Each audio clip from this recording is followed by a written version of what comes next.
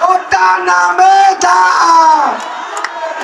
রাজপথ রাজপথ রাজপথ দিল্লি না ঢাকা দিল্লি না ঢাকা আমার ভাই কবরে আমার ভাই কবরে ফরিদপুরের বিপ্লবী জনতা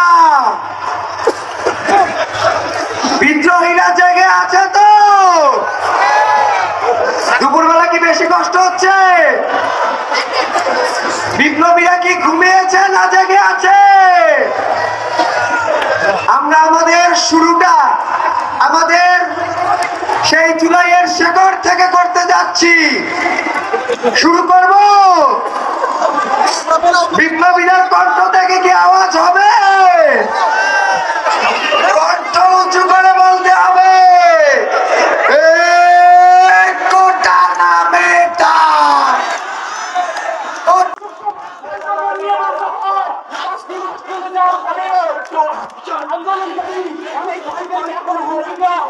আপনারা জানেন না